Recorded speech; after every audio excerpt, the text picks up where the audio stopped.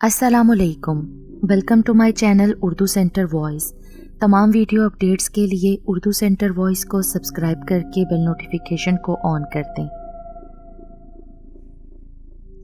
तो आइए सुनते हैं आज की वीडियो में एक ख़तरनाक रेगिस्तानी चुड़ैल की पुरअसरार दास्तान। दुनिया का इंतहाई ख़तरनाक तरीन रेगिस्तान सहराए गोबी माना जाता है, जहाँ ज़िंदगी बहुत मुश्किल है। ये सहरा अपने हुस्न, वुसअत और सहर अंगेज़ माहौल के बायस बहुत मकबूल है। कहीं चटियल मैदान है तो कहीं फलक पोस रेत के टीले। अक्सर सुनने में आता है कि इस जगह फंस जाने वाले कभी जिंदा उसमें से नहीं निकल पाते। ये सहरा तकरीबन 13 लाख किलोमीटर रकबे तक फैला हुआ है। इसकी चौड़ाई 800 किलोमीटर और लंबाई 1500 किलोमीटर तक है। बहुत अरसा पहले एक शख्स जब किसी तैयारे के हादसे का शिकार होकर एक इमरजेंसी पैराशूट के जरिए बदकिस्मती से उस सहरा में आन कूदा तो यहाँ की ज़िंदगी के मुतल्लिक बताते हुए उसकी हालत गैर होने लगी थी।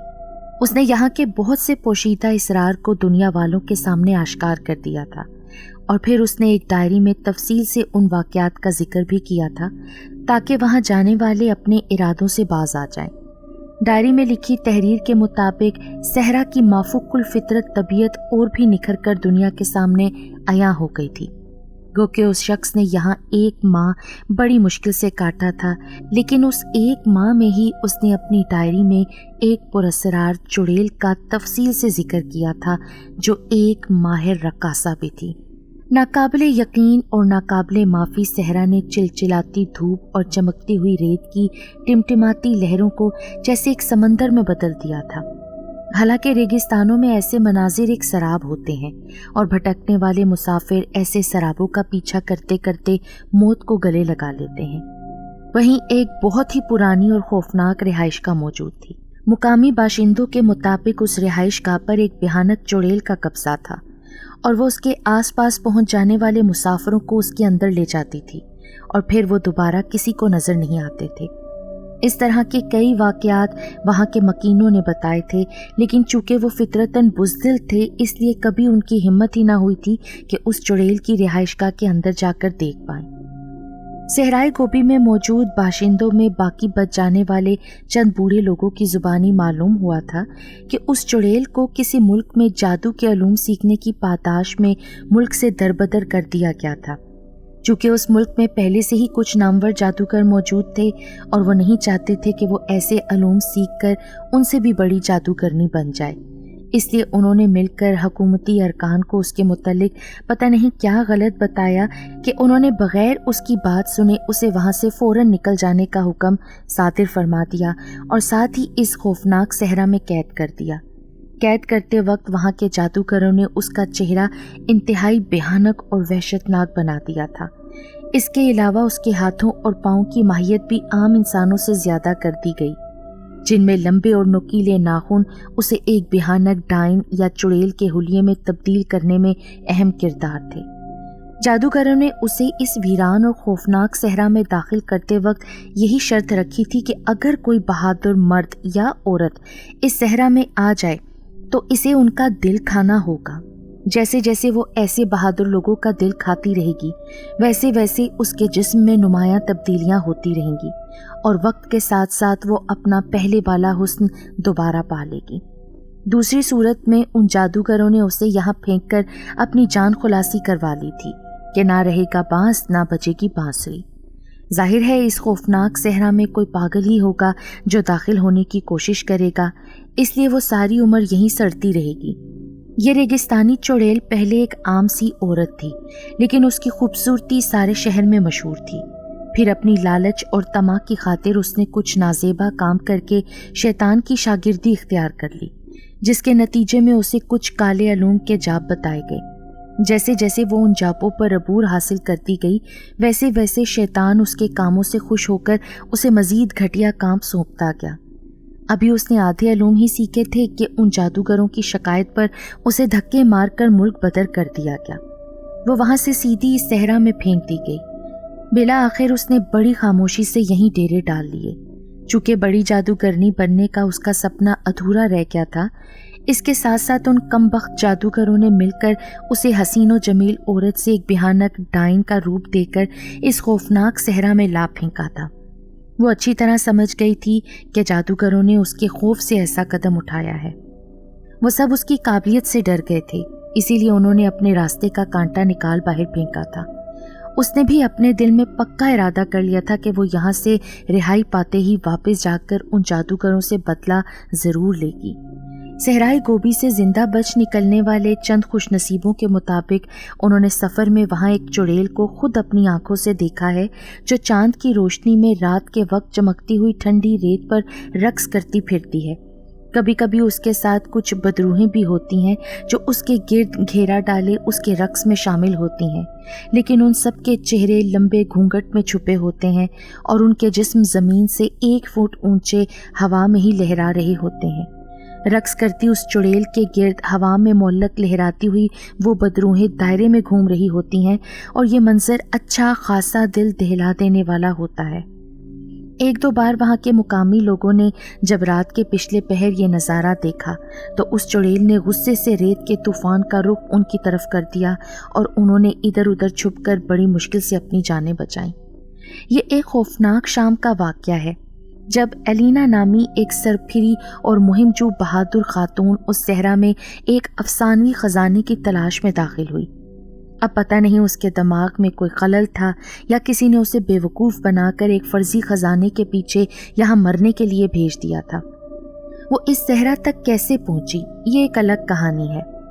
اس کی معلومات کے مطابق صحرا میں کہیں ایک ایسی بنجر زمین کا چھوٹا سا ٹکڑا ہے جہاں ایک بہت بڑا خزانہ دفن ہے، لیکن اس کی محافظ ایک چڑیل ہے جو اسی خزانے کے آس پاس اپنی ایک رہائش گاہ میں مقیم ہے اور اس خزانے تک جانے کا راستہ اس کی رہائش گاہ کے اندر سے ہی ہو کر جاتا ہے۔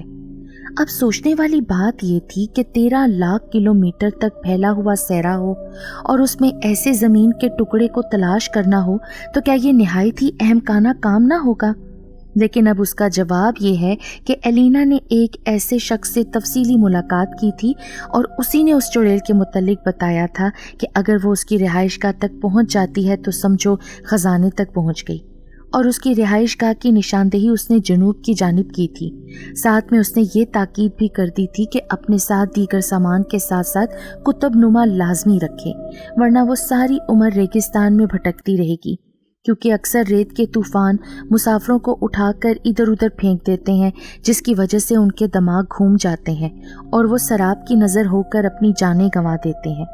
ایک بات اور یہ کہ رہائش گاہ تک پہنچ جانے کے بعد وہ اس کے اندر سے اس کے پچھواڑے اس خزانے تک پہنچ سکتی ہے جو کہ رہائش گاہ کی پچھلی دیوار سے 50 قدم دور ہے، لیکن سب سے ہمت والا کام اس کی رہائش گاہ میں داخل ہونا تھا، جو اس چڑیل کو برا بھی لگ سکتا تھا۔ اس لیے یہ کام نہایت بہادری اور ہمت سے کرنا ہوگا۔ بات چیت کے دوران اس نے یہ بھی بتا دیا تھا کہ وہ چڑیل دن بھر اپنی رہائش گاہ میں ہوتی ہے اور رات کے 12 بجتے ہی وہ باہر نکل کر ریگستان کی ٹھنڈی ریت پر چاند کی روشنی میں رقص کرنے لگتی ہے، اور کچھ بدروہیں بھی اس کے گرد گھیرا ڈالے رقص میں اس کا ساتھ دیتی ہیں۔ اس لیے اس نے اسے یہی مشورہ دیا تھا کہ وہ رات کو بالکل بھی باہر نکلنے کی کوشش نہ کرے، بلکہ دن میں اپنا سفر جاری رکھے اور شام ہوتے ہی کسی محفوظ پناہ گاہ میں چھپ جائے۔ اسے تفصیل بتاتے ہوئے اس شخص کا لہجہ ایسا تھا جیسے وہ اسے اس خوفناک صحرا میں جانے سے روکنا بھی چاہ رہا ہو، لیکن پھر اس تفصیل بتانے کے عوض جو معاوضہ ایلینا نے اسے دیا تھا وہ بھی لوٹانا نہ چاہ رہا تھا۔ اس لیے اس نے اپنی بات ختم ہوتے ہی بیزاری کا اظہار کرتے ہوئے ایلینا کو خود ہی خدا حافظ کہہ دیا، اور ایلینا بھی اس کا ترش لہجہ دیکھ کر وہاں سے اٹھ کر اپنے گھر واپس پہنچ گئی۔ صحرا کا لامتناہی سلسلہ ایلینا کے سامنے پھیلا ہوا تھا۔ سورج بڑی بےرحمی کے ساتھ نیچے آگ برسا رہا تھا۔ چلچلاتی گرمی بے لگام ہو رہی تھی اور سراب اپنی تمام تر فریبی چالوں کے ساتھ اس کے سامنے نمودار ہوتے اور پھر اچانک غائب ہو جاتے۔ اس نے اپنے ساتھ پانی کی بوتلیں، کھانے پینے کا کچھ سامان بھی لیا تھا جو کم از کم اسے 1 ہفتے تک تو وہاں زندہ رکھ سکتا تھا۔ ویسے بھی اس نے زیادہ سامان اس لیے ساتھ نہیں رکھا تھا کیونکہ وہ زیادہ سامان ساتھ لے کر اپنی قوت مدافعت ختم نہیں کرنا چاہتی تھی۔ یہ بات بھی اس کے ذہن میں تھی کہ اگر یہ خوراک کا سامان ختم ہو گیا تو وہ اس صحرا میں کیسے اپنے پیٹ کی آگ بجھائے گی، لیکن پھر یہ سوچ کر اس نے اپنا سر جھٹک دیا کہ فی الحال چونکہ اس کے پاس ایک ہفتے کا سامان موجود تھا، اس لیے ایک ہفتے تک تو اسے کسی قسم کی منفی سوچ اپنے دماغ میں نہیں لانی چاہیے۔ اس لیے وہ بے فکر ہو کر اپنا سفر جاری رکھے ہوئے تھی۔ اس کا رخ جنوب کی جانب ہی تھا۔ اس کے پاس ایک چھوٹا سا قطب نما تھا جس کی مدد سے وہ بغیر کسی پریشانی کے آگے بڑھ رہی تھی۔ چونکہ تپتی دھوپ میں گرم ریت پر سفر ناممکن ہی لگ رہا تھا، اس لیے اس نے لمبے شوز پہنے ہوئے تھے جو کہ اسپیشل طور پر اس نے اسی صحرا کی مناسبت سے تیار کروائے تھے، اس لیے اسے چلنے میں کوئی دشواری پیش نہیں آ رہی تھی۔ تقریباً 2 گھنٹے مسلسل چلنے کے بعد اس کی ہمت جواب دینے لگی۔ ظاہر ہے وہ چاہے کتنی ہی بہادر کیوں نہ ہو، لیکن تھی تو ایک صنف نازک ہی، اس لیے وہ ایک بڑی سی جھاڑی کے پیچھے پہنچ کر اس کے تھوڑے سے سائے میں سمٹ کر بیٹھ گئی اور ایک چھوٹے سے بیگ سے کچھ کھانے پینے کا سامان نکال کر میدے میں اتارا۔ پانی کی بوتل سے چند گھونٹ پی کر وہیں بیٹھی رہی۔ وہ کافی تھک چکی تھی، اس لیے اس نے سوچا کہ کچھ دیر آنکھ لگا لے تاکہ پھر تازہ دم ہو کر دوبارہ سفر جاری رکھ سکے۔ صحرائے گوبی میں تقریباً ہفتہ بھر میں 3-4 بار تو ریت کے طوفان لازمی اٹھتے تھے، اور غالباً یہ انہی دنوں میں سے ایک دن تھا کہ دور افق پر گہرے سائے بننے لگے۔ یوں لگ رہا تھا جیسے کسی نے سیاہ چادر سے آدھا آسمان ڈھک دیا ہو۔ رفتہ رفتہ وہ سیاہ چادر گرد و غبار کے طوفان میں بدلنے لگی اور ایک تیز طوفانی جھکڑ دور سے ریت اڑاتا نمودار ہوا، اور پل بھر میں سارے صحرا میں ریت ہی ریت اڑنے لگی۔ ریت تو خیر پہلے بھی موجود تھی، لیکن اب اس ریت نے بڑے بڑے ٹیلوں کی طرح اونچی اونچی دیواریں بنا لی تھیں، اور ایک گونجدار اور دل دہلا دینے والی آواز تھی جو اس وقت پورے صحرا میں سنائی دے رہی تھی۔ ایلینا کی ابھی آنکھ لگی ہی تھی کہ طوفان کے شور سے اس نے ہڑبڑا کر آنکھیں کھولنے کی کوشش کی، لیکن جیسے ہی ریت اس کی آنکھوں میں گھسی اس نے فوراً آنکھیں دوبارہ بند کر لیں، اور جب اسے یہ احساس ہوا کہ وہ اس وقت ریت کی طوفان میں بری طرح پھنس گئی ہے تو اس نے نزدیک موجود جھاڑی کی چند موٹی موٹی شاخیں مضبوطی سے پکڑ لیں اور اپنا چہرہ فوراً نیچے کی جانب گھما لیا۔ طوفان تھا کہ ایک بپھرے سانڈ کی مانند شور مچاتا، ریت کو اڑاتا، اپنی دھن میں مگن اوپر کی جانب اٹھتا چلا جا رہا تھا۔ کبھی کبھی یوں لگتا جیسے ہزاروں بدروہیں اس میں مل کر بہن کر رہی ہوں۔ اس وقت دن کے تقریباً 3 بجے تھے اور چاروں طرف گھپ اندھیرا چھا چکا تھا۔ ظاہر ہے ایسا گہرے طوفان کی وجہ سے ہی ہوا تھا، ورنہ تو کچھ دیر پہلے صحرا آگ برسا رہا تھا۔ وہ جھاڑی کی اوٹ میں دبکی طوفان کے تھم جانے کا انتظار کرنے لگی۔ کافی دیر تک یہی صورتحال رہنے کے بعد آہستہ آہستہ طوفان کی رفتار میں کچھ کمی آنے لگی اور پھر کچھ ہی منٹوں میں آسمان پر دوبارہ سورج چمکنے لگا۔ ایلینا کو سورج کی تپش محسوس ہوئی۔ اس نے آہستہ سے سر اوپر اٹھا کر دیکھا تو طوفان غائب ہو چکا تھا۔ وہ جس طرح اچانک وارد ہوا تھا اسی طرح اچانک غائب بھی ہو گیا تھا۔ یہ دیکھ کر اس نے خدا کا شکر ادا کیا اور پھر جلدی سے اٹھ کر بیگ کندھے پر لٹکایا اور قطب نما کی مدد سے جنوب کی جانب دوبارہ سفر شروع کر دیا۔ اس بار اس کی رفتار کچھ تیز تھی۔ وہ چاہتی تھی کہ رات ہونے سے پہلے پہلے وہ کسی محفوظ مقام تک پہنچ جائے۔ اگر اس وقت وہ جھاڑی کے قریب نہ ہوتی تو وہ خوفناک طوفان کب کا اسے اڑا کر لے جا چکا ہوتا۔ رکے بغیر مسلسل 3 گھنٹے سفر کرتے رہنے کے بعد اسے تھکاوٹ ہونے لگی تو وہ ادھر ادھر دیکھتی ہوئی ایک بڑے سے ریت کے ٹیلے کی جانب بڑھی۔ اس کے قریب پہنچ کر اسے دائیں جانب اس کی جڑ میں ایک بڑا سا گڑھا دکھائی دیا۔ اس نے اس کے نزدیک پہنچ کر جیسے ہی اس میں جھانکا تو اس کی خوشی سے چیخ نکل گئی۔ اس میں اتنی جگہ تھی کہ 2 افراد آرام سے اس میں بیٹھ سکتے تھے۔ پتہ نہیں یہ گڑھا کس نے کھودا ہوگا۔ گڑھے کا رخ صحرا کے مخالف تھا اور اس طرح کھودا گیا تھا کہ سامنے سے ریت اڑ اڑ کر اس میں نہ گرے۔ شاید اسی وجہ سے وہ اب تک محفوظ ہی تھا۔ اس کے ساتھ ساتھ اسے یہ دیکھ کر بھی حیرت ہو رہی تھی کہ اس میں ایک چھوٹا سا پودا اگا ہوا تھا جس کے ساتھ خربوزے کی شکل کے چھوٹے چھوٹے 3-4 پھل لگے ہوئے تھے، لیکن ان کا سائز کرکٹ بال جتنا تھا۔ حیرانی کی بات یہ تھی کہ اس صحرا میں بھلا ایسا پودا کیسے اگایا، لیکن جو حقیقت تھی وہ اس کے سامنے تھی۔ اس نے کندھے سے بیگ اتار کر ایک طرف رکھا اور خود اس گھڑے میں اتر گئی اور جلدی سے اس پر لگے تمام پھل توڑ لیے۔ پھلوں کا ذائقہ زیادہ اچھا نہیں تھا لیکن کھانے میں بدمزہ بھی نہیں تھے۔ اس نے جلدی جلدی 3-4 پھل اپنے میدے میں اتارے اور بیگ میں سے پانی کی بوتل سے چند گھونٹ لے کر اسی گھڑے میں بیٹھی رہی۔ شام کے سائے پھیلتے ہی آہستہ آہستہ ریت بھی ٹھنڈی ہونے لگی تھی۔ گرمی کی شدت تو شام ہوتے ہی ختم ہو گئی تھی۔ اس نے رات یہیں بسر کرنے کا فیصلہ کیا۔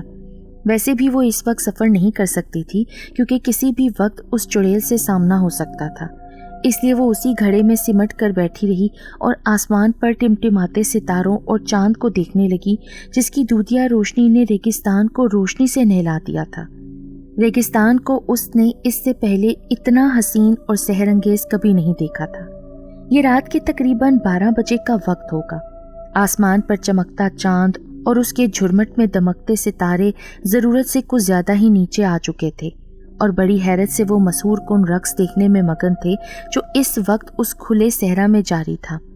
دلہن کے لباس میں ملبوس ایک بدصورت شکل کی نوجوان عورت جس کے پاؤں کی انگلیاں ضرورت سے کچھ زیادہ ہی لمبی تھیں اور ان میں موجود 3-3 انچ کے نوکیلے اور لمبے ناخن چاند کی روشنی میں کسی ہیرے کی طرح چمک رہے تھے، اور اس کے پاؤں میں پہنے ہوئے نفیس گھنگروں سے ہلکی ہلکی صدائیں گونج رہی تھیں۔ یہ دنیا کا شاید سب سے انوکھا اور حیرت انگیز رقص تھا جو دنیا کے سب سے بڑے اور خطرناک صحرا میں جاری تھا۔ یہ وہی چڑیل تھی جو رات کے وقت حسب معمول اپنا رقص کرنے باہر نکل چکی تھی۔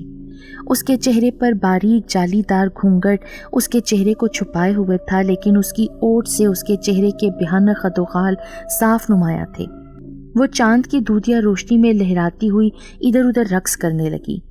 وہ ناچتے ہوئے اپنے ہاتھوں کو یوں ہوا میں لہرا لہرا کر رقص کر رہی تھی جیسے وہ کوئی مغنیہ ہو اور اس کے سامنے ساز زندے اپنے فن کا مظاہرہ کر رہے ہوں۔ اس کے ساتھ ہی اچانک اس کے گرد کچھ بدروحوں نے گھیرا ڈال لیا اور وہ بھی اس کے ساتھ تھرکتی ہوئی اوپر اٹھنے لگیں اور زمین سے 1 فٹ اوپر اٹھ کر فضا میں ہی اس چڑیل کے گرد دائرے کی مانند گھومنے لگیں۔ بڑا ہی خوفناک اور دل دہلا دینے والا نظارہ تھا۔ رقص کرتے کرتے اچانک وہ چڑیل ایک جھٹکے سے رکی اور ہوا میں منہ اوپر اٹھا کر کچھ سونگھنے لگی۔ کچھ دیر تک تو وہ ادھر ادھر سر ہلا کر دیکھتی رہی، لیکن پھر دوبارہ اپنی مستی میں رقص کرنے لگی۔ یہ ایلینا کی خوش قسمتی تھی کہ وہ جس طرف اس گھڑے میں موجود تھی ہوا کا رخ اس کی مخالف سمت پر تھا، اس لیے وہ چڑیل اپنے سے کچھ فاصلے پر ایلینا کی خوشبو نہیں سونگھ پائی تھی، ورنہ اب تک شاید وہ اس کے سر پر پہنچ چکی ہوتی۔ کافی دیر تک رقص کرنے کے بعد اچانک وہ ٹھنڈی ریت پر جا گری اور زور زور سے سانس لینے لگی۔ اس کی سانسیں دھوکنی کی مانند چل رہی تھیں۔ اس کی حالت سے یوں لگ رہا تھا جیسے رقص کرنے سے اسے بہت تکلیف کا سامنا کرنا پڑا ہے، لیکن اگر ایسی بات ہوتی تو وہ روز یہ اذیت کیوں برداشت کرتی؟ اس کے زمین پر گرتے ہی وہ تمام بدروہیں دھواں بن کر ہوا میں تحلیل ہو گئی تھیں۔ زمین پر پڑی لمبے لمبے سانس لینے کے بعد وہ فوراً اٹھی اور چھن چھن کی آوازیں پیدا کرتی اپنی رہائش گاہ کی جانب چلتی۔ شاید وہ اب آرام کرنا چاہتی تھی۔ ایلینا کے تو فرشتوں کو بھی معلوم نہ تھا کہ اس سے 50-60 فٹ کی دوری پر وہی چڑیل رقص کرتی پھر رہی ہے، اور یہ بھی اس کی خوش قسمتی تھی کہ وہ کسی ضرورت کے لیے باہر نہیں نکلی تھی، ورنہ شاید اب تک اس ویران صحرا میں اس کی لاش سانپ بچھو ہی کھا رہے ہوتے۔ خدا خدا کر کے رات بیتی اور صبح کا سفیدہ نمودار ہوتے ہی وہ گھڑے سے نکلی اور بیگ سے تھوڑا کھا پی لینے کے بعد اس نے مکمل طور پر سورج نکلنے سے پہلے ہی سفر شروع کر دیا۔ کتب نما کے مطابق وہ اب اس چڑیل کی رہائش گاہ سے زیادہ دور نہیں تھی، اس لیے وہ بغیر رکے جلدی جلدی اس طرف بڑھنے لگی جس طرف کتب نما کی سوئی اسے چلنے کا اشارہ دے رہی تھی۔ کافی دیر تک چلتے رہنے کے بعد اسے دور ایک مکان کے آثار دکھائی دینے لگے۔ چونکہ اب دن چڑھ آیا تھا اور سورج بھی خوب چمک رہا تھا، اس لیے اس چڑیل سے اسے کوئی خطرہ نہ تھا۔ ویسے بھی وہ صرف رات کے وقت ہی نکلتی تھی، اس لیے وہ بے فکر ہو کر اس طرف بڑھتی رہی۔ جیسے جیسے وہ اس مکان کی جانب بڑھتی رہی ویسے ویسے اس کے آثار واضح ہونے لگے۔ وہ ایک درمیانہ درجے کا مکان تھا، پتہ نہیں کس نے اور کیسے اسے تعمیر کیا تھا۔ دیکھنے میں تو وہ ایسا ہی لگتا تھا جیسے کسی انسانی ہاتھوں نے ہی اسے بنایا ہو، اور پھر پتہ نہیں کیسے اس چڑیل نے اس پر قبضہ جما لیا اور پھر اس کے مکینوں کا برا حال کیا ہوگا۔ بہرحال جو کچھ بھی تھا اس وقت اس کے سامنے تھا۔ جلدی وہ اس کے قریب پہنچ گئی۔ اس کی خستہ حال دیواریں دن کی روشنی میں خوفناک منظر پیش کر رہی تھیں۔ اس کے سامنے ایک بوسیدہ دروازہ نصب تھا جو تقریباً خستہ حالی کے سبب کافی ٹوٹ پھوٹ کا شکار ہو چکا تھا۔ وہ کچھ دیر وہیں رک کر حالات کا جائزہ لینے لگی۔ پھر کچھ سوچنے کے بعد اس نے آہستہ سے دروازے کو اندر کی جانب دھکیلا تو وہ یوں کھلتا چلا گیا جیسے کسی نے اسے پہلے ہی کھول کر رکھا ہو۔ اپنے اس خیال سے اسے ہنسی آ گئی۔ بھلا اس ویرانے میں دروازہ بند رکھنے کا کیا مقصد ہو سکتا ہے؟ اس لیے اس چڑیل نے بھی اسے بند کرنے کی زحمت نہ کی ہوگی۔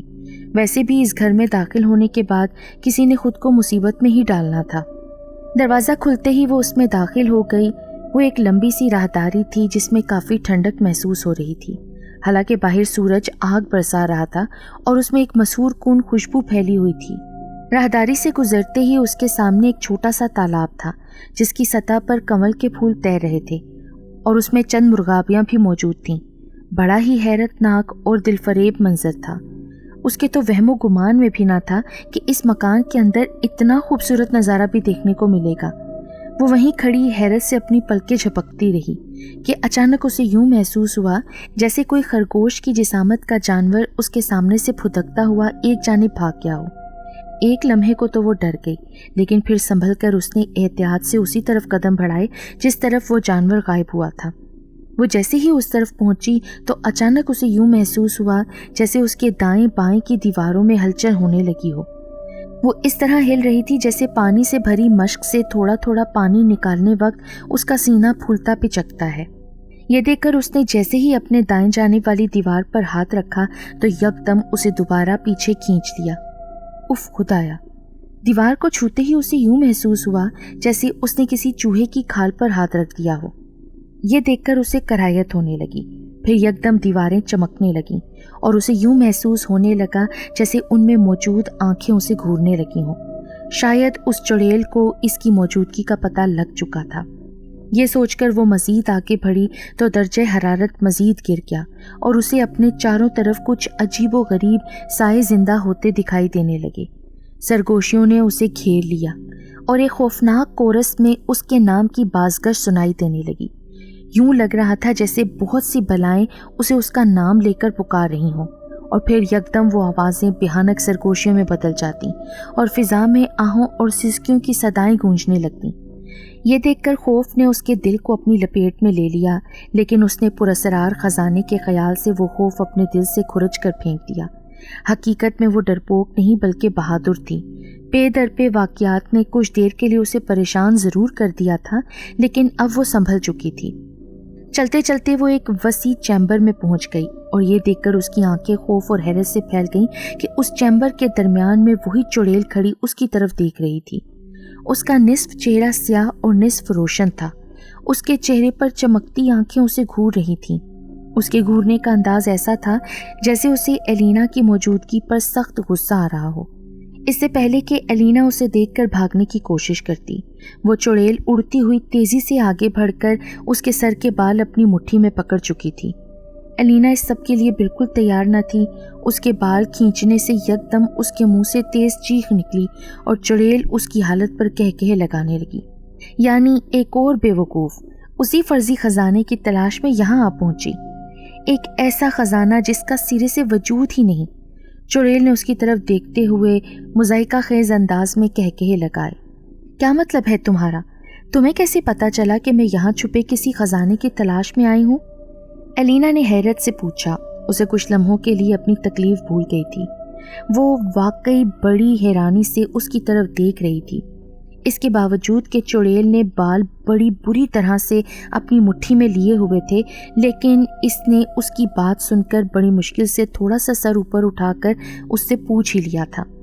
دیکھو، آج میں تمہیں وہ راز بتانے جا رہی ہوں جسے تمہاری دنیا والے قیامت تک بھی کوشش کرتے تو شاید نہ جان پاتے۔ مجھے دنیا کی اس بھیانک اور سب سے بڑے صحرا میں ایک سزا کے طور پر بھیجا گیا ہے۔ یہاں آنے سے پہلے میں بہت حسین تھی، لیکن جب مجھے سزا کے طور پر یہاں بھیجا گیا تو میرا حلیہ تمہارے سامنے ہے۔ میرا چہرہ واپس کرنے کے لیے یہی شرط رکھی گئی کہ جب تک اس صحرا میں بہادر لوگ آتے رہیں گے اور میں ان کا دل نکال کر کھاتی رہوں گی تو میرا چہرہ اور باقی کا جسم واپس اصل حالت میں تبدیل ہوتا رہے گا۔ اب سب سے بڑی مشکل یہی تھی کہ اس خوفناک صحرا میں بھلا کوئی عقل رکھنے والا انسان کیوں داخل ہوگا۔ اس لیے میرے لیے یہ مرحلہ موت سے کم نہ تھا، اور شرط بھی ایسی کہ صرف بہادر لوگوں کا دل ہی کھانا ہے، ورنہ اس صحرا میں اور بھی انسان آباد ہیں، لیکن وہ سب مجھے دیکھ کر بہت بری طرح خوفزدہ ہو جاتے ہیں۔ وہ بہادر تو قطعی نہیں ہیں، اس لیے میرے لیے بیکار ہیں۔ یہی وجہ ہے کہ وہ سب ابھی تک زندہ ہیں، لیکن جب بھی بھولے بھٹکے کوئی بہادر اس صحرا میں آتا ہے تو میرا شکار بن جاتا ہے، اور ایسے بہادر لوگوں کو اس صحرا میں لانے کے لیے میں نے ایک فرضی خزانے کی جھلک دکھائی تھی، اور ان میں سے ایک دو کو اگر میں نے یہاں سے زندہ واپس جانے دیا ہے تو اس میں بھی میرا ہی فائدہ ہے، کیونکہ انہوں نے باہر کی دنیا میں جا کر اس فرضی خزانے کے متعلق لوگوں کو یہاں آنے کے لیے اکسایا ہے، اور میں نے یہ بات بھی ان پر واضح کر دی تھی کہ اس خزانے تک پہنچنے کے لیے انہیں میری اس رہائش گاہ کے اندر سے جانا ہوگا تاکہ مجھے زیادہ محنت نہ کرنا پڑے۔ اور اس طرح بہادر اور مہم جو لوگ اسی فرضی خزانے کی تلاش میں بھٹکتے ہوئے میری اس رہائش گاہ تک پہنچ جاتے ہیں، اور اس طرح بیٹھے بٹھائے مجھے بہادر لوگوں کے دل کھانے کو مل جاتے ہیں، اور اب تک میں کافی دل کھا چکی ہوں، جس کے نتیجے میں میرا آدھا چہرہ مجھے واپس مل چکا ہے۔ جیسے جیسے میں یہ دل کھا رہی ہوں ویسے ویسے میرا چہرہ درست ہوتا جا رہا ہے۔ جب میرا چہرہ اور جسم مکمل طور پر تبدیل ہو کر اصلی حالت میں آ جائے گا تو میری سزا بھی ختم ہو جائے گی۔ اس کا مطلب ہے کہ تم اب میرا بھی وہی حشر کرو گی جیسا پہلے والوں کا کیا ہے۔ ظاہر ہے تم بھی تو ایک بہادر عورت ہو، اگر تم بہادر نہ ہوتی تو اس خوفناک صحرا میں کیا لینے آتی؟ اس لیے اب تیار ہو جاؤ، مجھ سے اب اور برداشت نہیں ہو رہا۔ میں فوراً تمہارا دل کھانا چاہتی ہوں تاکہ میرے چہرے میں کچھ اور تبدیلی آ سکے، اور تمہارا باقی جسم میں اپنے پالتو اژدہوں کو کھلا سکوں جو نہ جانے کب سے بھوکے ہیں۔ میرے ساتھ ساتھ انہیں بھی بہادر لوگوں کے آنے کا بے چینی سے انتظار رہتا ہے۔ ایلینا چاہے کتنی بھی بہادر تھی، لیکن موت کو سامنے دیکھ کر اس کے پسینے چھوٹ گئے، اس کے جسم پر لرزہ طاری ہونے لگا، اس کی حالت دیکھ کر چڑیل کہکہے لگانے لگی۔ حالانکہ وہ جانتی تھی کہ اس کا شکار ایک بہادر عورت ہے، تبھی وہ تنے تنہا اس خطرناک صحرا میں آ دھمکی تھی، ورنہ اس کا تو نام سن کر ہی بڑے بڑے ترم خاں بگلے جھانکنے لگتے ہیں۔ اس کا خوفزدہ ہونا ایک فطری بات تھی۔ اس سے پہلے کہ ایلینا کچھ اور کہتی، اس نے تیزی سے اپنا پنجہ اس کے سینے کی جانب بڑھایا اور ایک ہی جھٹکے میں اس کا دل نوچ کر باہر نکال لیا۔ اس کے ہاتھوں کی لمبی انگلیوں میں نوکیلے اور کسی خنجر کی طرح کے ناخن یوں ایلینا کے سینے میں گھس گئے تھے جیسے وہ گوشت پوش کی بجائے موم کا بنا ہو۔ اس سے اس چڑیل کی طاقت کا بخوبی اندازہ ہو رہا تھا۔ دل باہر نکلتے ہی ایلینا لہرا کر نیچے جا گری اور اس کا سانس کسی ذبح ہوئے بکرے کی طرح تیزی سے اس کے سینے سے خارج ہونے لگا۔ وہ وہیں پہ آب ماہی کی مانند تڑپنے لگی۔ چڑیل اس کے تڑپنے کو نظر انداز کر کے ہاتھ میں پکڑا دل کچر کچر کھا رہی تھی۔ اس کے منہ سے ٹپکتا ہوا لہو اسے اور بھی دہشت ناک بنا رہا تھا۔ چند ہی منٹوں میں وہ سارا دل اپنے معدے میں اتار چکی تھی۔ پھر اس سے فارغ ہو کر اس نے زمین پر بے جان پڑی ایلینا کی لاش کو اس کے بالوں سے پکڑ کر گھسیٹا اور ہال کے ایک کونے کی جانب لے جانے لگی۔ کونے میں پہنچ کر وہ زمین پر موجود ایک گول تخت کے قریب پہنچ کر رکی اور اپنے پاؤں کی ٹھوکر سے اسے ایک جانب سرکا دیا۔ وہ شاید کوئی کنواں تھا۔ اس نے ایلینا کے جسم کو اس کنارے تک لا کر زوردار ٹھوکر سے اس کے اندر پھینک دیا۔ جیسے ہی ایلینا کا جسم نیچے گرا، اس نے جلدی سے وہ تخت دوبارہ اس کنویں کے منہ پر سرکا دیا۔ کنویں میں اس کے پالتو اژدہے تھے۔ وہ جب بھی کسی کا دل کھاتی تھی اس کے جسم کو اس کنویں میں پھینک کر ان اژدہوں کا کھاجا بنا دیتی تھی۔ ایلینا کے دل کھانے سے اس کے چہرے کے خد و خال میں ہلکی سی تبدیلی رونما ہونے لگی، جسے اس نے اپنے ہاتھ لگا کر محسوس کر لیا تھا۔ یہ محسوس کرتے ہی مکان میں اس کے بھیانک کہکہے گونجنے لگے۔ یوں لگ رہا تھا جیسے ہزاروں بدروہیں اس کے اندر سے چیخ چیخ کر شور مچا رہی ہوں۔ وہ بہت خوش تھی۔ ظاہر ہے اب وہ آہستہ آہستہ دوبارہ اپنے کھوئے حسن کو پا لے گی۔ اس نے ایلینا کو فرضی خزانے کی داستان اس لیے سنائی تھی کیونکہ اس کو یقین تھا کہ اب اس نے زندہ واپس تو جانا نہیں ہے، اس لیے وہ یہ حسرت کیوں دل میں لے کر مرے کہ وہ خزانے تک پہنچ کر بھی اسے حاصل نہیں کر پائی۔ آج اس نے ارادہ کر لیا تھا کہ جی بھر کر ساری رات صحرا کی چمکتی ٹھنڈی ریت پر رقص کرے گی۔ اس کی آنکھوں میں خمار سا اتر آیا تھا۔ وہ کچھ دن اسی خمار کے زیر اثر رہنا چاہتی تھی، کیونکہ یہ سلسلہ تو اس وقت تک چلتے رہنا تھا جب تک وہ اپنا کھویا ہوا حسن اور جوانی دوبارہ حاصل نہ کر لیتی۔ اسے ہر روز ہر نئے متلاشی کا انتظار کرنا تھا جو اس افسانوی خزانے کی تلاش میں صحرا میں قدم رکھنے والا تھا۔ جو اس بات سے بے خبر تھے کہ فرضی خزانے تک جانے والا راستہ اس کی رہائش گاہ کے اندر سے ہو کر سیدھا موت کی طرف جاتا ہے۔ حقیقت میں اس کی رہائش گاہ اسرار اور خطرے کی جگہ تھی، جس میں داخل ہونے والا واپس زندہ نہیں لوٹتا تھا۔ جیسے اب ایلینا اور بہت سے دوسرے مہم جو اور بہادر افراد جو اس چڑیل کی بھینٹ چڑھ کر اپنی لالچ کے ہاتھوں موت کی نیند سو چکے تھے۔ لالچ انسان کو تباہی کے کنارے پر لے جاتا ہے، اور جب تک انسان کو کچھ سمجھ آتی ہے تو بہت دیر ہو چکی ہوتی ہے۔ پتہ نہیں ابھی اور کتنے بہادر اور مہم جو اپنی موت کا پروانہ ہاتھ میں لیے یہاں موجود فرضی خزانے کی تلاش میں صحرائے گوپی میں جانے کے لیے بے چین رہتے ہیں۔